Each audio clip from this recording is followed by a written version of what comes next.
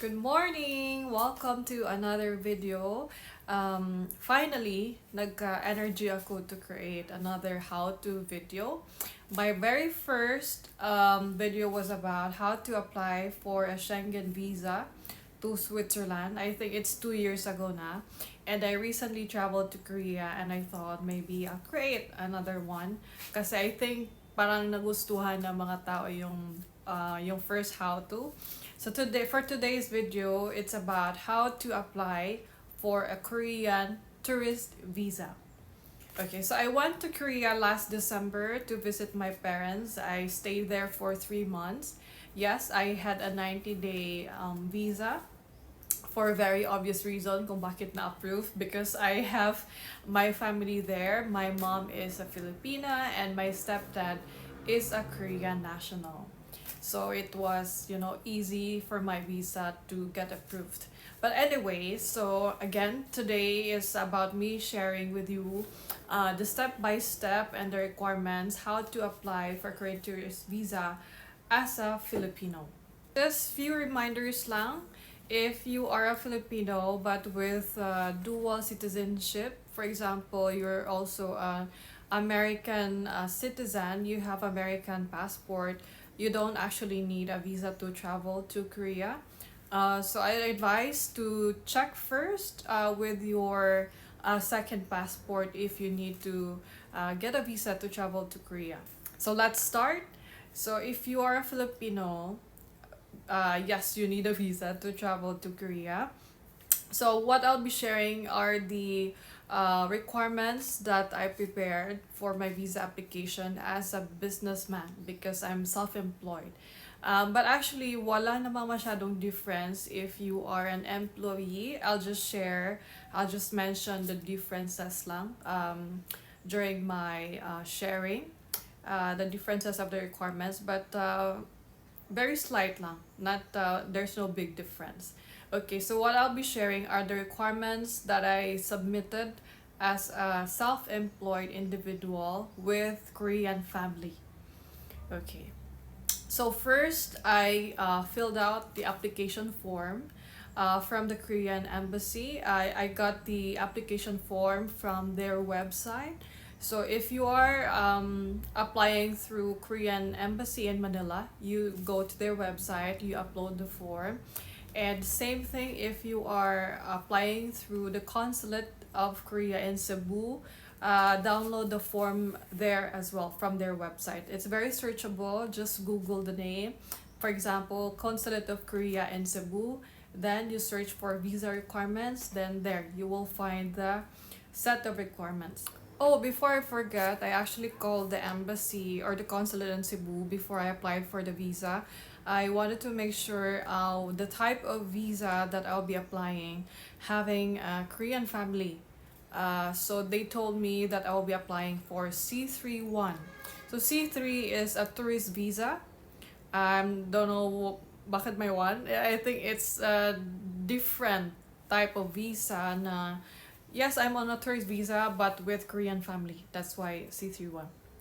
Anyway, so moving forward, you need I'll show you the what I'm holding. It's actually the actual list I got from the consulate in Cebu for the list of requirements I need to submit for my visa application. So second, we need one piece of passport sized picture. It should be with white background or off-white background. So this one is very easy. You just go to like studio in the mall and tell them that you need a passport size photo for a visa application, and they already know what to do. And next, you need to have a valid original passport. You need to have your Philippine passport prepared. If wala ka pang passport, you need to go to DFA, book your appointment, and apply for a passport, Philippine passport. Next, you need to submit a photocopy of your passport bio page. The bio page is the first page of your passport where you'll find your name, your birthday, your passport number. So you need a photocopy of that.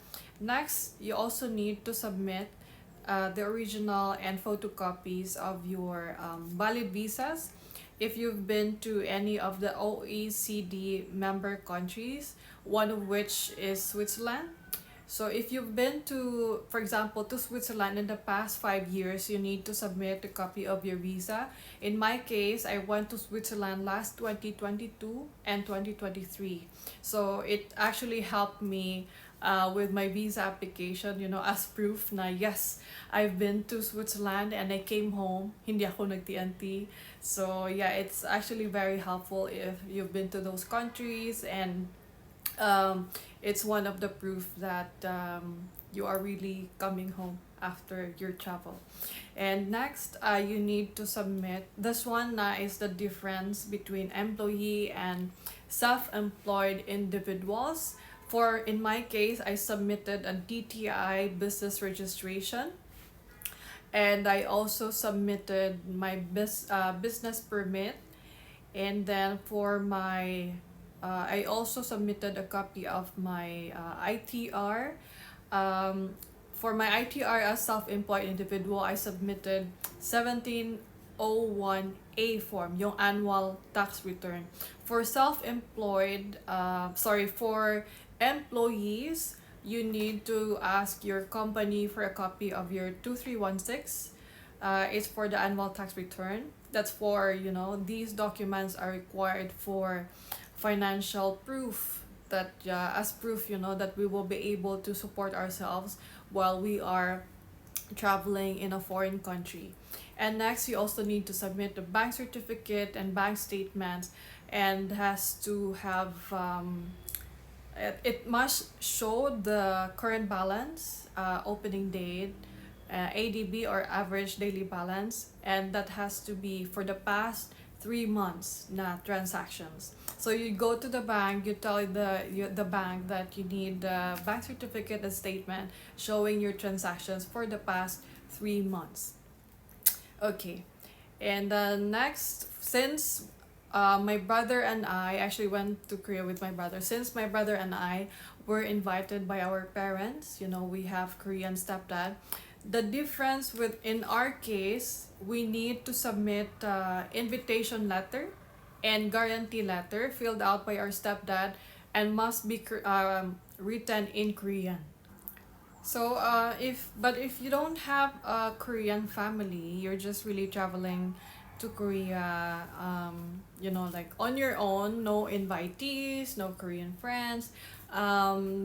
That's the difference lang. You don't need to submit those documents, the invitation letter, the guarantee letter. I'd like to add lang then, if you are an employee, you need to get like certificate of employment from your company. So that's one of the requirements as well. And I would also advise to prepare a cover letter and itinerary.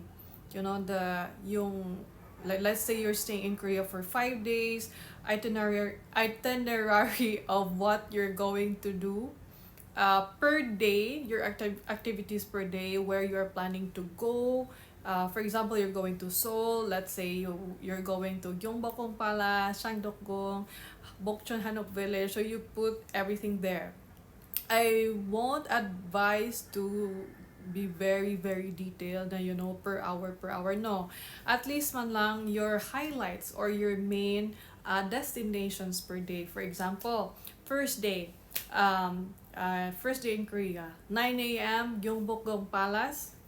12 noon, you go to Changdokgung kasi magkalapit lang sila. They're just one stop away. And Changgyeonggong. And then next, you go to Bokchon Hanok Village. Bokchon Hanok Village is just walking distance from Changgyeonggong and Changdokgung Palace. So yeah, it's and then let's say by 3 p.m. you go to let's say have dinner in Myeongdong. So very simple lang, yung mga highlights lang per day at least. Hindi siya necessarily it doesn't have to be per hour. In my case, it's actually different. I did not submit any like itinerary because paano ko gagawin itinerary for 3 months? I was there for 3 months and I was with my family. But anyway, so but I submitted a cover letter. And when if you have let's say you have a Korean family, you need to submit additional requirement. You need to submit a copy of the marriage certificate of your parents. So I submitted a photocopy of my parents' marriage certificate, and also their passport, copy of my mom's alien registration card as well, or ID, national ID in Korea. But then my mom said, you don't need to submit a copy of their marriage certificate kasi may request na daw yung consulate. She's right, but I want to be sigurista kasi ako. So I still submitted a copy, and along with that I submitted a cover letter, like my intention of why I want to travel to Korea. What I put in my cover letter is that I haven't seen my parents for 2 years, 2 years na. So I was kind of, like begging sa consul na please approve my visa application because I really miss my parents. I want to see them. I haven't seen them for 2 years, and I want to experience Korea because it's my first time. So yung mga ganong letter na it's not really begging, but it's like expressing that it's your wish, and they're like the genie that will make it come true. So it's actually helpful. Cover letters are very helpful for visa applications because for Korean tourist visa, they don't meet us, they don't see us like yung mga consul, only the visa officer who accepts the documents. But it will be the Korean consul who will really review your application and who will decide whether to approve or reject yung visa application mo. So it's a good opportunity for you to really express your genuine intentions of why you want to travel to Korea. Okay, so you have already prepared your documents. Next step is you book your visa application. There's actually a website where you need to book an appointment. Before 2018, 2019, you just go to the consulate or embassy, like you can do walk-in application, but now it's different. You really need to schedule your appointment. Let me just check. You will go to the civil services portal. I will share with you the link of the portal.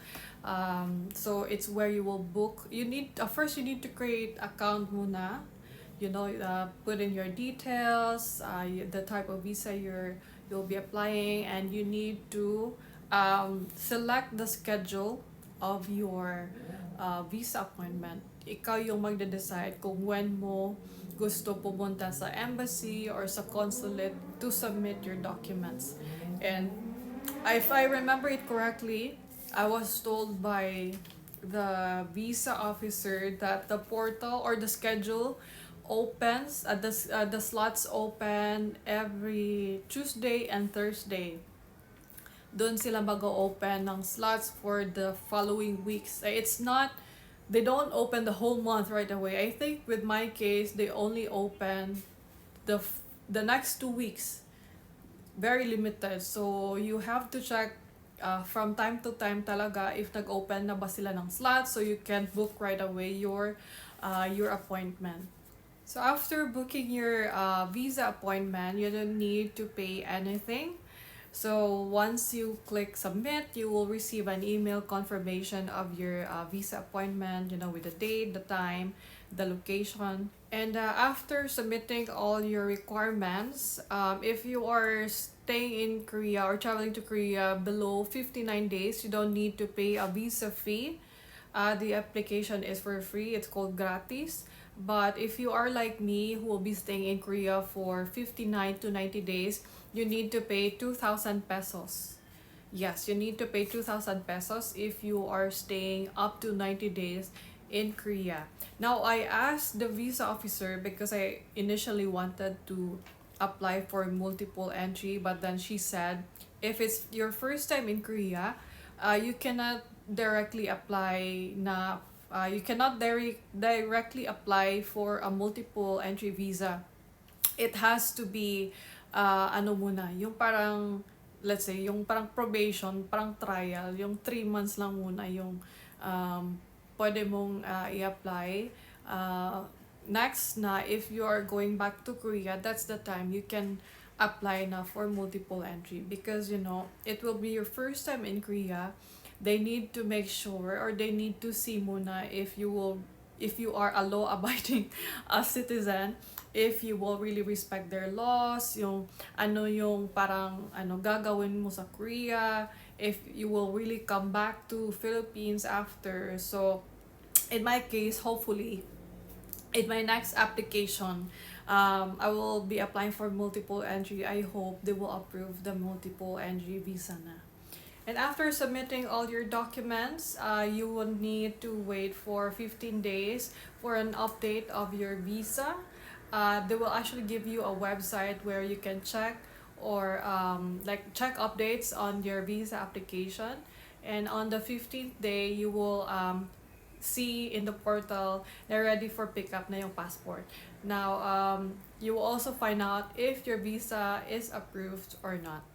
If approved, through the portal, you can download na your visa. Yeah, yung A4 size yung visa mo. Hindi siya visa sticker. It will be an A4 size document with all your visa details. So that's it. Thank you very much for staying until the end of this video. I hope I have been helpful. Sana ma-approve yung mga visa applications ninyo. Please don't forget to share, like, and subscribe to my YouTube page. If you have any questions, just comment down below and I'll try to answer them. And I'd also like to mention, if any of you is interested to study in Europe, I'm actually a study abroad and visa counselor. I work with different universities in Switzerland, Spain, UK, in France, and Abu Dhabi. Now, our programs are related to hospitality, culinary arts, business, and if we do have programs, bachelor's, masters. So if you want to study, live, and work in any of those countries, please reach out to me. I will share my email address so we can do one-on-one consultations. Let's, for example, you want to, if you're a career changer, let's say if you're a nurse and you want to explore opportunities on hospitality or any industry, I might have the best schools for you. So please reach out. Again, thank you very much for watching this video. Until next time. Thank you. Bye-bye.